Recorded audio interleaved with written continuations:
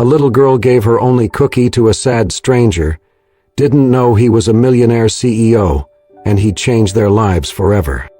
The wind whispered across the frostbitten grass, slicing through the empty park like a quiet warning of winter's cruelty. The benches were slick with morning dew that had begun to freeze, and the sky above hung heavy with thick gray clouds. It was the kind of cold that crept beneath your coat, past your bones, and curled up inside your chest.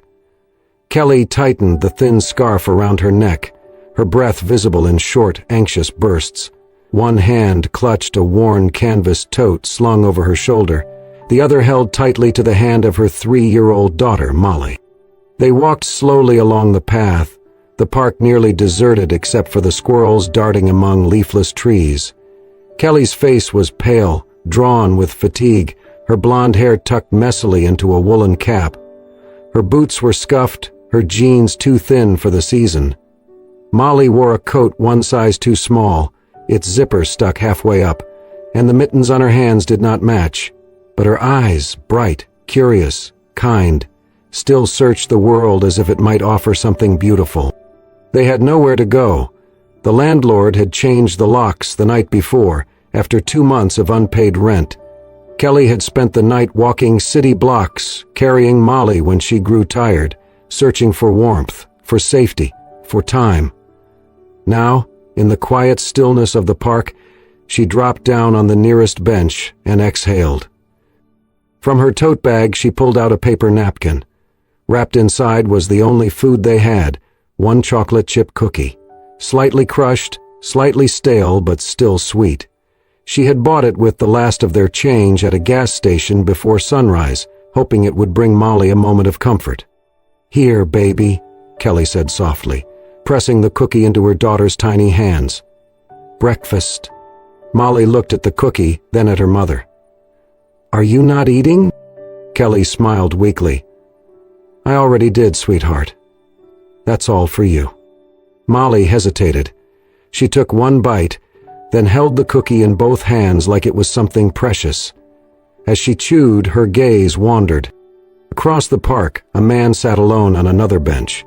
He wore a dark coat that hung loosely on his frame, shoulders hunched forward, head bowed. From a distance he looked almost asleep, but something about the way he sat, the stillness, the heaviness, caught Molly's attention. She nudged her mother. "That man looks sad." Kelly followed her gaze. The man didn't move. He looked worn down, not just tired but broken. His hair was unkempt, his shoes muddy, and his face, what little she could see of it, was pale and sunken.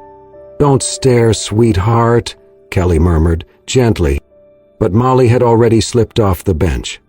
"Molly," Kelly began, sitting up straight.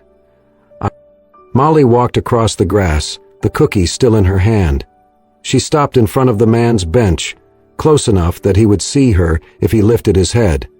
The man blinked slowly, realizing someone was near. He looked up and saw her. A little girl in a too-small coat, holding half a cookie, looking at him like she saw something that mattered. She extended the cookie toward him. "You look like you need a smile more than I need this," she said, her voice steady and sweet. "So you can have it." The man stared at her.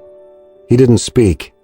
His eyes, hollow and rimmed with dark circles, welled with something too old for words. He reached out, with trembling hands, took the cookie, and looked down at it like it was made of gold. Then his lips parted, and a single tear slipped down his cheek.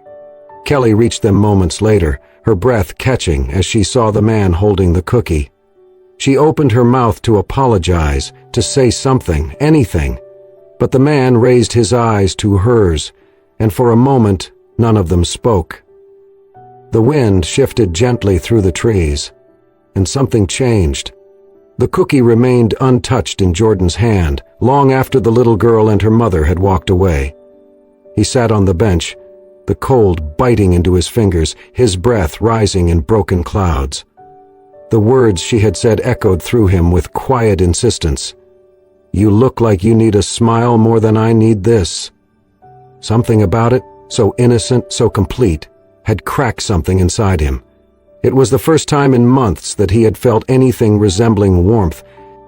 His name was Jordan Carter, 35, founder and former CEO of a billion-dollar tech company that bore his name. For years, he had been one of the most celebrated minds in the industry, brilliant, relentless, unstoppable. But now, even the thought of who he had once been felt foreign. Just 6 months earlier, his world had ended in a sterile hospital room filled with the slow beep of machines and the scent of antiseptic. His wife, Elise, had battled ovarian cancer for 2 years. 2 years of hospitals, home nurses, second opinions, experimental treatments, and false hope.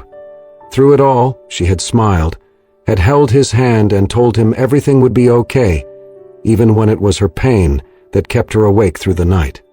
She was the strongest person he had ever known, and when she slipped away in the early hours of a June morning, he had not cried. Not at first.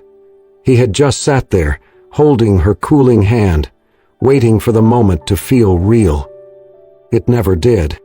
Instead, Jordan left everything. He walked away from the company, the board, the penthouse apartment they had filled with books and flowers and laughter. He didn't sell anything. He didn't explain. He just packed a backpack with a few essentials and disappeared from his own life. He had no plan. He didn't want one. What he wanted was to feel the numbness fully, to let it consume him, maybe even destroy him. There were days he did not speak to anyone. Days when the ache in his chest was the only thing reminding him he was still alive. And then came the girl with the cookie. It wasn't just the cookie, of course. It was the way she looked at him, unafraid, wide-eyed, as though he were someone worth seeing, worth helping. She hadn't asked who he was. She hadn't flinched. She just gave, without expecting anything in return. That small act of kindness should have meant nothing. But it didn't. Later that night, Jordan sat on the edge of a cot in a shelter, staring at the ceiling as the hum of nearby snores filled the air. His fingers still remembered the weight of that cookie. He had eaten it eventually, slowly, like it was sacred, like it was something left behind by a better version of himself. He closed his eyes and saw Elise's face. "You'll keep going," she had whispered, the last time she was strong enough to speak. "Even if it hurts, because someone out there will need what you still have to give." At the time, he had not believed her, but now, maybe he wanted to. The next morning, Jordan returned to the same park. He did not expect to see the little girl and her mother again, but he sat on the same bench, just in case. When they did not appear, he stood and walked, not because he had somewhere to go, but because standing still no longer seemed like enough. For the first time in months, a thought stirred in him. Not a plan, not a goal, just the beginning of a question. What if this wasn't the end of the story? He remembered what it felt like to build something from nothing. Years ago, he had coded the first prototype of his company's app in a coffee shop, drinking cold espresso and skipping sleep. He had done it because he believed in solving problems no one else wanted to touch. Because he believed in people. When had that belief vanished? When had he stopped thinking anyone else mattered? Now, he thought about the little girl. Molly, her mother had called her. He didn't know their story, but he had seen enough in their clothes, in the way the woman had held the child close, in the way she had not eaten the cookie herself. They were struggling, quietly, with dignity, just like he was. But unlike him, they had chosen to be kind anyway. That night, Jordan did something he hadn't done in a long time. He went to a public library and sat at a computer. He typed in his name, half expecting it to feel like looking at a stranger. The headlines were still there. CEO Jordan Carter. Missing. Silence from tech giant after founder's disappearance. Is Carter alive? He stared at his face on the screen and whispered, "I don't know." Then, slowly, he opened a document and began to write. Not code, not a resignation, A letter to himself. It began with a name, Molly. Rain fell in thin, steady sheets, soaking the pavement and blurring the city lights into soft halos. The kind of cold that followed a day like this did not bite. It seeped in, clinging to skin and sinking into bones. Kelly stood under the tiny overhang of a closed fast food restaurant, holding Molly close, her coat damp and her shoes squishing with every shift of her weight. Molly shivered in her arms, her nose pressed into Kelly's shoulder. Her little body was too cold, too still. Kelly whispered, "Just a little longer, sweetheart. The rain will let up soon." But they both knew it might not. The forecast had said rain all evening. They had nowhere to go. The shelter downtown was full again. The woman at the counter hadn't even looked up when she said it. Then, from the curtain of rain, a quiet figure approached. Jordan. He didn't say a word, just walked up with a large umbrella and a brown paper bag, then gently handed them both over. Kelly stared at him, suspicious. "Why are you doing this?" But before he could answer, Molly peeked out from her mother's arms, blinking through raindrops. Her eyes widened with surprise and a flicker of joy. "I miss you, cookie guy," she said, her voice soft, recognizing the quiet stranger from the park. Jordan's expression softened. He gave a small nod, a faint smile, then turned and walked back into the rain, without another word. Kelly watched him go, her chest tight with questions she couldn't quite shape. But when she opened the bag and saw warm sandwiches, fruit, and a small bottle of milk, she closed her eyes for a moment and whispered, "Thank you." Over the next several days, Jordan returned to the park, not to speak, not to intrude, just to sit quietly on a bench a few rows away. He watched Kelly work small, odd jobs, handing out flyers, collecting bottles, doing anything she could to keep Molly fed. And through it all, she smiled at her daughter like everything was okay, even when Jordan could see it wasn't. One afternoon, he noticed Molly had fallen asleep on a picnic bench, her coat rolled up as a pillow. Kelly was across the field talking to a man about dishwashing shifts. Jordan approached slowly, placed a carton of milk and a wrapped granola bar beside the little girl, and backed away before she stirred. He did it again, the next day, and the next. Then, one morning, as he placed the items down, a voice cut through the silence. "What are you doing?" He turned. Kelly was standing a few feet away, her face guarded, her hands clenched at her sides. "I saw you yesterday, and the day before that." Her eyes narrowed. "Are you following us?" Jordan shook his head. "No, I just wanted to say thank you." "For what?" He took a breath, then spoke slowly. "For the cookie. That morning, I hadn't spoken to anyone in weeks. I didn't think anyone could see me anymore. But she did." Kelly looked at him for a long moment, her breath visible in the chill air. "She gives pieces of herself to everyone," she said quietly. "I try to teach her not to, but she still does." "She saved me," Jordan said. Kelly didn't answer right away. Then she sighed, her shoulders lowering slightly. "Okay," she said, "but if you're going to keep showing up, maybe at least tell me your name." He hesitated. Then, "Jordan." She nodded once. "I'm Kelly." That was all.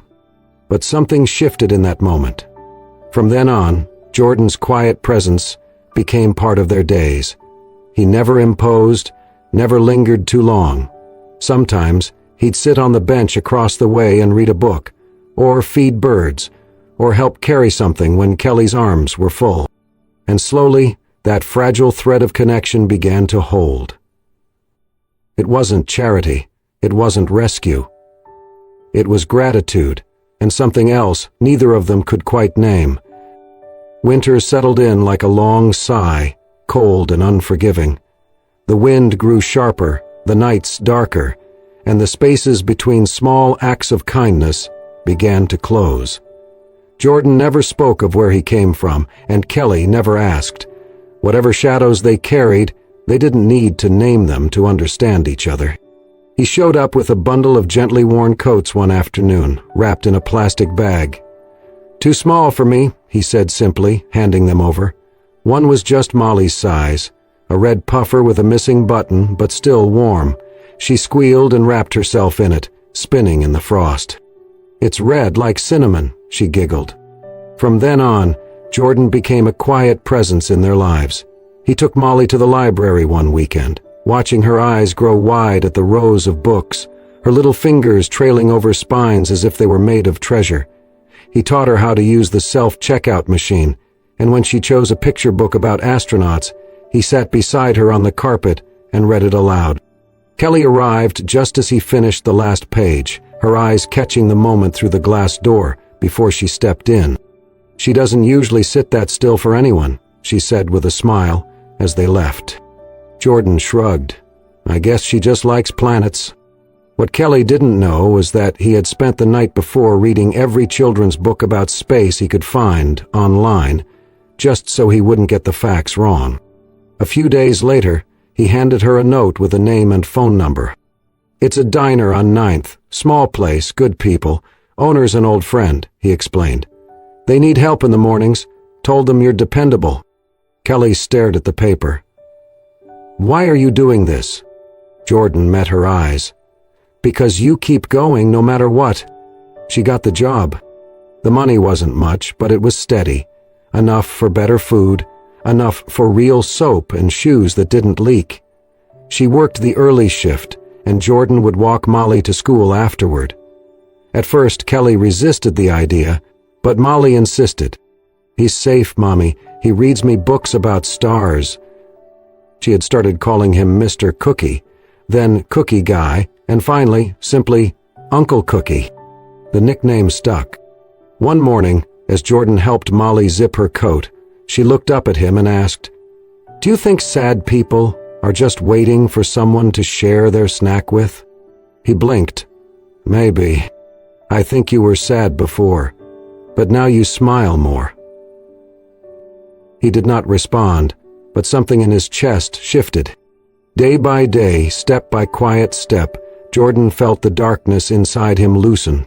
Not all at once, but Molly's laughter, Kelly's strength, the smallness of their world made everything somehow feel bigger. He was no longer a ghost on a bench. He was part of something again. One evening, they all sat in the tiny rented room, sharing hot soup and crackers. The heat barely worked, and the window whistled with wind. But Kelly was humming, Molly was coloring stars, and Jordan was watching them both, his heart full in a way he hadn't felt in years. He had once built a tech empire with his mind. Now he was helping rebuild a life with his hands. And it mattered, more than anything ever had. The night was colder than usual, the sky draped in heavy clouds, the air still with the hush of something unsaid. Kelly had just returned from her shift at the diner, her hands red from scrubbing, her feet sore from hours of standing. Molly was asleep on the mattress they shared, her arms wrapped around her stuffed giraffe. Kelly tiptoed into the kitchenette to pour a glass of water, and that was when she saw it. Through the narrow window on the front steps of the building, Jordan sat alone, shoulders hunched, face buried in his hands. He was crying. Not the quiet kind, but the kind that broke you open. Raw, silent sobs that made your whole body tremble. Kelly froze, her breath catching. She didn't call out. Didn't ask. Instead, she stepped back and closed the curtain gently, giving him his grief. The next morning, as the city stirred awake under a pale sun, Jordan found something tucked into the pocket of his coat. A small, folded paper. On it, in simple handwriting, were the words, "Everyone has lost someone. You're not alone." He stared at it for a long time. Then, quietly, he slipped it into his wallet. That evening, as Molly drew space rockets on the floor, Kelly sat beside him on the creaky couch. The room smelled like cinnamon and dust. Jordan held the paper in his hand. He didn't look at her when he spoke. "I never told you who I really am." Kelly turned her head slightly. "My name is Jordan Carter," he said. "I used to run a tech company. You might have heard of it." She blinked. Wait, Jordan Carter?" He nodded. "I had everything once. $1 billion company, a penthouse, investors who hung on every word I said. But none of it mattered without Elise." Kelly's voice softened. "Your wife, she had cancer," he whispered. "Ovarian. Stage 4 by the time we caught it. She fought so hard, smiled every day, even when she couldn't get out of bed. I thought money could fix it. I tried everything." He paused. The room seemed to hold its breath. "When she died, I stopped caring. About the company, about people, about waking up in the morning.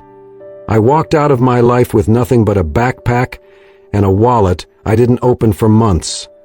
I didn't want anyone to find me. I wanted to disappear." Kelly sat in silence, letting his pain settle between them. "Then your daughter gave me a cookie," Jordan continued, voice trembling. "And for the first time, I felt seen.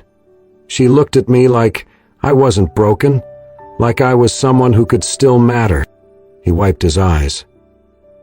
"You never asked who I was. You just let me sit with you. You let me be someone without asking for anything in return." Kelly's hand found his on the couch. "Maybe," she said, "we both needed someone to see us without judgment." She looked down, then added, "The man I loved left when he found out I was pregnant. Said he wasn't ready. I raised Molly alone. Lost my job, then our apartment. I tried to hold everything together with duct tape and prayers. And then you showed up." Jordan met her gaze. "If you could build an empire once," she said softly, "you can rebuild a life now, for something that matters more." He looked at her then, really looked. The woman who had carried her daughter through storms, who had kept smiling even when she was breaking inside. And suddenly, everything didn't feel so lost anymore. They didn't kiss. They didn't hold each other. They just sat, their hands gently joined on the couch. Two people no longer afraid to be broken in front of each other. It was not a special moment. In the kitchen, they shared two people who had chosen to stay. The city was beginning to thaw, just barely. Slivers of pale sunlight broke through the overcast sky, touching the tops of wet buildings and turning snowdrifts into dirty puddles along the sidewalks. It was the kind of late winter morning where the wind still bit at your skin, but the promise of something gentler hung quietly in the air. Jordan stood in the lobby of the headquarters he once built, the familiar space both foreign and unchanged. He wore a blazer for the first time in over a year, the fabric stiff around his shoulders, like a memory trying to fit again. People looked up from their phones and monitors, blinking in disbelief. Some dropped their coffee cups. Whispers rushed like wind down the corridor. "Is that?" "Yes." Jordan Carter. He stepped into the elevator alone, the soft chime echoing louder than it used to. When he reached the executive floor, his pace was measured, not with the swagger of a returning mogul, but with the humility of someone who had seen what really mattered and what really didn't. He walked the corridor slowly, his shoes clicking against the polished marble floors. Familiar offices passed him, some with new nameplates, some still bearing his own titles that had remained untouched. In his absence, the company had grown wealthier, but colder. Profits had soared, but purpose had dimmed. What once was a place built on innovation and passion had become, at least in part, a machine, efficient but soulless. That would change. He called a meeting with the board, his old colleagues, many of whom had assumed he would never return. They sat stiffly, guarded, unsure of what to expect. Jordan stood at the head of the long oak table and spoke without theatrics. "I didn't come back to reclaim what I left. I came back to rebuild what we lost. I know how to build companies, but now I want to build meaning. It's time we led with more than numbers. It's time we led with values." The room was silent for a long moment. Then someone cleared their throat. Someone else nodded slowly. Not everyone agreed, but no one could deny the presence of a man who had stared into the abyss and returned with something deeper than ambition. Purpose. That evening, Jordan climbed the rickety stairs to the cramped apartment where Kelly and Molly had been staying. The building groaned with age. Paint flaked from the walls.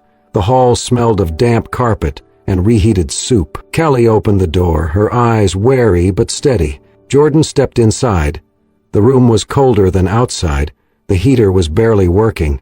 Molly, bundled in 3 layers of sweaters, lay asleep on the mattress, coughing in her dreams. "I have a place," Jordan said gently. "It's quiet, it's clean, there's a fireplace. No one's lived there since—" He didn't finish. Kelly didn't ask. She crossed her arms. "We don't need charity." "It's not charity," he said. "It's a roof for a little girl who deserves to sleep without shaking, and for her mom, who deserves to stop holding her breath for once." Kelly looked at Molly, curled up like a question mark in her sleep. They moved in the next day. The apartment Jordan brought them to was not a mansion. It was warm, safe, lived in. There were rugs that muffled footsteps, books that lined the shelves with quiet companionship, and a fireplace that crackled with something like peace. Jordan stayed in the guest room. He filled the fridge with things Molly liked: strawberries, tiny cheese wheels, cartons of milk. Every morning, he made hot chocolate with exactly 3 marshmallows. He read Molly's space books at night, ones she picked out herself. She started drawing pictures of the 3 of them: her, Mommy, and Uncle Cookie, first in pencil, then in crayon, then in color so bright it made Jordan's throat tighten. Kelly watched, at first with suspicion, then with surprise, then with something softer. Jordan never asked for thanks. He never tried to take over. He just showed up, again and again. Quiet, present, real. One night, Kelly came into the kitchen to find him sewing a button back onto Molly's favorite coat. He looked up, startled. "He said it's her favorite," he said. Kelly didn't speak. She just stepped forward and placed her hand gently on his shoulder. Later, as they stood in the hallway with the lights dimmed and Molly finally asleep, she whispered, "You're not doing this because you feel guilty, right?" Jordan looked at her, his eyes steady. "No. I'm doing this because for the first time in years, I want to." She exhaled, a real exhale, the kind that comes when the body finally remembers what it feels like to be safe. The spring sunlight spilled through the tall windows, casting soft golden rays across the living room floor. The air felt different that morning, lighter, almost like it had been cleansed by the long, cold winter. Birds chirped outside for the first time in weeks, their melodies weaving through the open window like delicate threads of hope. The faint smell of warm bread and sugar filled the apartment. Jordan had just taken a fresh batch of cookies out of the oven, and their sweet aroma wrapped the home in comfort. Molly sat cross-legged on the floor, humming a tune as she colored, a sea of crayons scattered like confetti around her. Her tongue peeked out slightly in concentration as she scribbled bright colors onto the page with childlike urgency. Kelly stood nearby, folding laundry on the couch, watching the scene with quiet contentment, her hands moving on instinct while her mind lingered on the sound of her daughter's joy. Suddenly, Molly leapt to her feet, eyes wide with excitement. "Look what I made," she exclaimed, holding up her drawing with both hands, beaming with pride. It was a picture, bold, vibrant, brimming with imagination. 3 stick figures stood beneath a bright blue sky. There were yellow stars, fluffy clouds, and cookies raining down like blessings. One figure had long blonde hair, another wore a pink dress with matching shoes, and the tallest figure had glasses and held a tray piled high with baked goods. At the top, in wobbly, determined handwriting, it read, "Me, Mommy, and Uncle Cookie, who makes the best cookies in the world." Jordan froze when he saw it. The simple joy in the picture hit him harder than any boardroom success ever had. His throat tightened. He reached out and took the paper gently, staring at it, as though it held the key to a part of himself he had forgotten. "I love it," he said softly, his voice gravelly with emotion. Kelly walked over, wiping her hands on a dish towel, and leaned closer to look at the drawing. She smiled faintly, but there was a heaviness in her eyes, something tender and raw. "She sees you as family," she said quietly. Jordan looked at her, his gaze shadowed by emotion. "I'm not trying to take anyone's place," he said, his voice barely above a whisper. "I know I'm not her father. I know you've done all of this on your own. But I want to stay, not because I think you need me, not because I want to replace what's been lost, but because I've never wanted to belong somewhere this much. When she laughs, when you smile, it's the only time I feel like I'm alive again. Like I've finally found something worth staying for. Since Elise, I haven't felt that." Kelly's breath caught at the mention of his late wife. Her eyes shimmered. "I used to think that letting someone in again meant I was forgetting, that it meant erasing what I had been through. But now," she paused, steadying her voice, "now I think healing isn't forgetting. It's making room for joy again, even when it's scary." Jordan reached for her hand, and this time she didn't hesitate. She placed hers in his. "I don't want to be someone who just passed through your life," he said. "I want to be someone who stays." And as Kelly blinked, the first tears fell, not from pain, not from fear, but from the soft, quiet truth that, for the first time in a long while, she was ready to believe in tomorrow. The kitchen smelled like vanilla, brown sugar, and something impossibly comforting. A soft tune played from the radio, the kind of old song that made you want to sway without knowing why. Outside, the world moved as usual. Cars passed, birds sang, but inside this small home, time felt still, in the best way. Jordan stood at the oven, wearing a flour-dusted apron, carefully sliding a tray of cookies onto the counter. His hands, once used to commanding boardrooms, now found a deeper rhythm in measuring and mixing and kneading. There was a peace to it, this ritual, this simplicity. Across the room, Molly sat at the table, her brow furrowed as she traced letters into her notebook, her tongue peeking from the corner of her mouth in concentration. Kelly, by the window, was arranging a bouquet of sunflowers and wild daisies in a mason jar. She turned slightly and caught sight of Jordan dusting powdered sugar over the warm cookies. "You know," she said with a teasing smile, "you take these more seriously than your investors' meetings." Jordan grinned. "Because these don't crash if someone forgets to preheat the oven." Just then, Molly dropped her pencil, leapt up and sprinted toward them with unfiltered glee. She wrapped her arms around Jordan's waist, then reached up to grab Kelly's hand too, pulling them together into one big squeeze. "Daddy's cookies are the happiest cookies in the whole wide world," she declared proudly. Jordan looked down, eyes soft, and bent to press a kiss on Kelly's forehead. She leaned into him gently, her hand resting on his chest, where his heartbeat thudded, strong and steady. Behind them, taped to the fridge, was a well-worn drawing. 3 smiling stick figures beneath a blue sky, and rainbow-colored stars. Above them, written in childlike scrawl, "Home is where someone shares their cookie with you, even before they know your name." No gold-plated nameplate, no applause, just the warmth of the oven, the sound of love laughing, and 3 hearts that had once been broken, now whole again.